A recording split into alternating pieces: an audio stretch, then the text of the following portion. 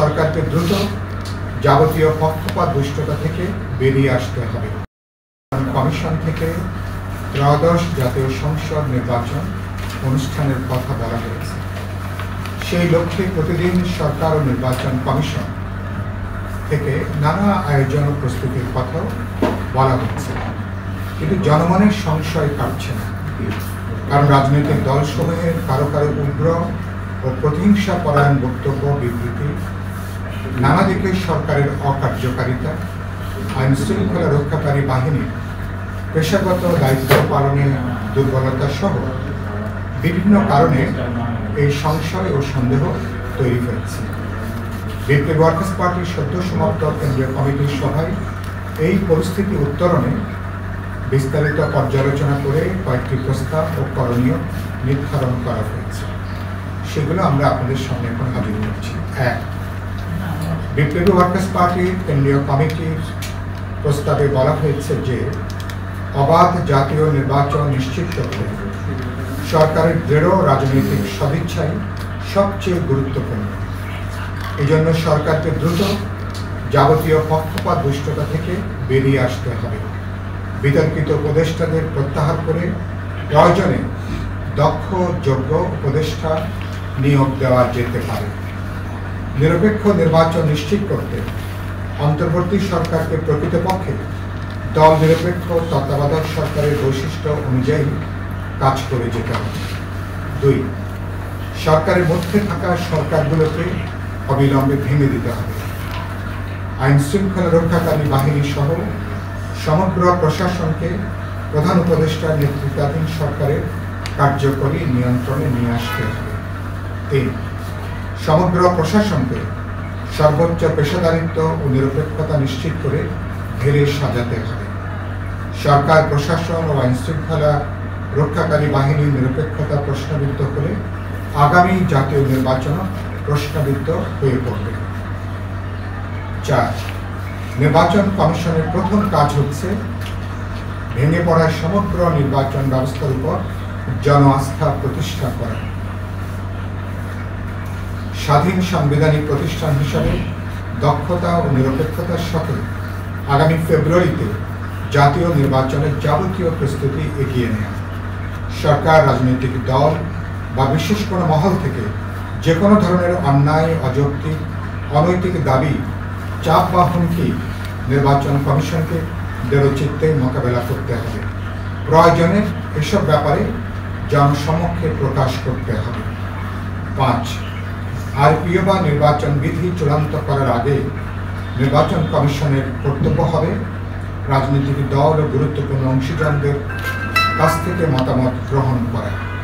নির্বাচনে অঢেল অর্থ ব্যয় সহ নির্বাচনে রাজনৈতিক প্রশাসনিক হস্তক্ষেপ, ধর্মীয় অনুভূতির ব্যবহার বন্ধ এবং নির্বাচনের সত্যিকার গণতান্ত্রিক পরিবেশ নিশ্চিত না করে নির্বাচন অর্থহীন হয়ে যাবে। নির্বাচনকালীন নির্বাচন সংশ্লিষ্ট গুরুত্বপূর্ণ মন্ত্রণালয়সমূহ নির্বাচন কমিশনের দায়িত্বে নিয়ে আসাটাও জরুরি। রাজনৈতিক দলগুলোর প্রতি বিপ্লবী ওয়ার্কার্স পার্টির আহ্বান হচ্ছে রাজনৈতিক মতভিন্নতা বা রাজনৈতিক প্রতিযোগিতাকে উগ্র বৈরিতায় নিয়ে যাওয়া হবে আত্মঘাতী। হিংসাশ্রয়ী এই বিভক্তি বিভাজনের কারণে গণ অভ্যুত্থানের অবশিষ্ট অর্জন হাতছাড়া হয়ে যেতে পারে। 7. আগামী ফেব্রুয়ারি নির্বাচন কোনো কারণে অনিশ্চিত হয়ে পড়লে বাংলাদেশের বিদ্যমান নিরাপত্তার ঝুঁকিও আরও বৃদ্ধি পাবে এবং সেরকম পরিস্থিতিতে আমছালা দুটোই চলে যেতে পারে। এ কারণে আমরা সংশ্লিষ্ট সকল রাজনৈতিক দল, গুরুত্বপূর্ণ অংশীজন সবাইকে দায়িত্বশীল আচরণ করবার জন্য উদাত্ত আহ্বান জানাই। বন্ধুগণ, প্রস্তাবিত জুলাই সনদ সম্পর্কে বিপ্লবী ওয়ার্কার্স পার্টির অবস্থান নিম্নরূপ।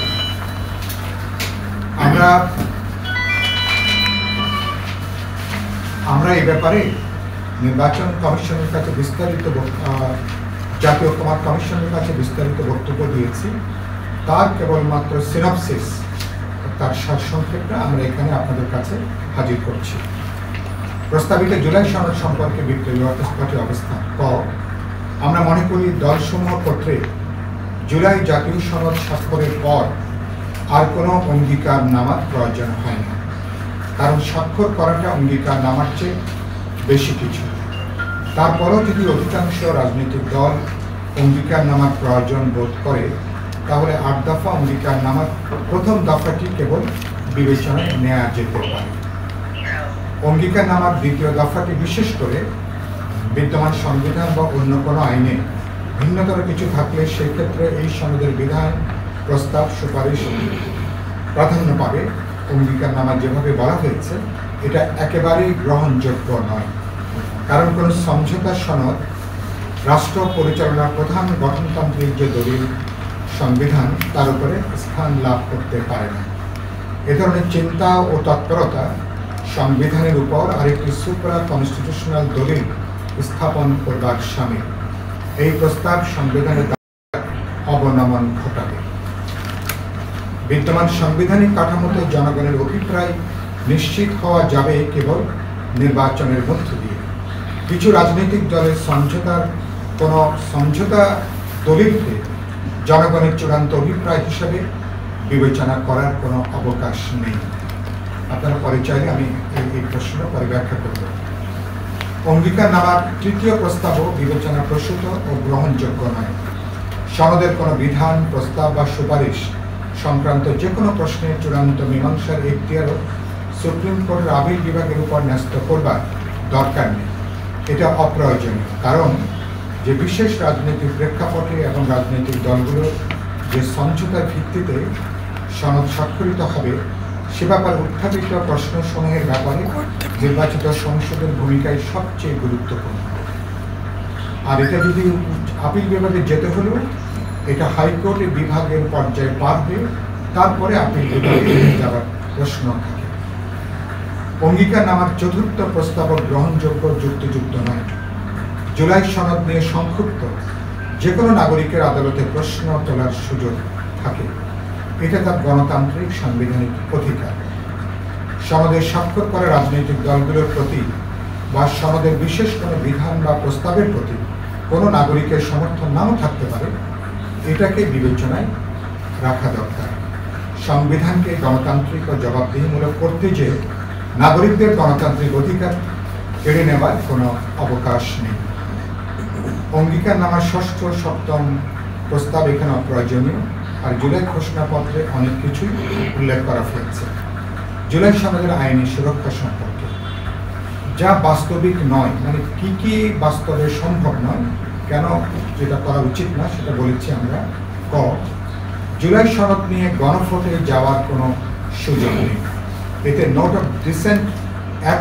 অফ ডিসেন্ট রেখে গণভোটে যাওয়ার প্রশ্নটাই অবাধ্য। খ, সংবিধান সভার নির্বাচনের প্রশ্নটাও অবাধ্য, কারণ আমরা সংবিধান শূন্য অবস্থায় নেই। বিদ্যমান সংবিধানের অধীনেই অন্তর্বর্তী সরকার শপথ নিয়েছে এবং দেশ পরিচালনা করে আসছে। জাতীয় ঐক্যমত কমিশনও জুলাই সনদ প্রণয়নের কাজ এগিয়ে নিয়ে চলেছে বিদ্যমান সংবিধানের ভিত্তিতে। জাতীয় ঐক্যমত কমিশন নতুন কোনো সংবিধান প্রণয়নের কাজ করছে না। আমরা সবাই মিলে কাজ করছি বিদ্যমান সংবিধানকে প্রকৃতপক্ষে গণতান্ত্রিক, দায়বদ্ধ, ভারসাম্যমূলক এবং জবাবদিহিমূলক করবার লক্ষ্য নিয়ে। জুলাই সনদের আইনি সুরক্ষা প্রদানের বিষয়ে বিপ্লবী ওয়ার্কার্স পার্টির অবস্থানটা ইতিবাচক। আলোচনা করে এ সম্পর্কে একটা মতামত গঠন করা যেতে পারে। এ ব্যাপারে জুলাই সনদ স্বাক্ষরের পর সরকার প্রধান সংবিধানের 106 আর্টিকেল অনুযায়ী উপযুক্ত মাধ্যমে, মানে সেটা রাষ্ট্রপতির মাধ্যমে এখন বিদ্যমান করার পদ্ধতি, উপযুক্ত মাধ্যমে আপিল বিভাগের মতামত চাইতে পারেন যে জুলাই সনদের আইনি সুরক্ষাটা কিরকম হতে পারে। সে ব্যাপারে প্রধান উপদেষ্টা, যিনি একই সঙ্গে জাতীয় ঐক্যমত কমিশনেরও যিনি সভাপতি, তিনি সংবিধানের 106 আর্টিকেলে তিনি আপিল বিভাগের একটা মতামত তিনি চাইতে পারেন। বন্ধুগণ, এই হচ্ছে আমাদের লিখিত বক্তব্য। আর আমি নির্দিষ্টভাবে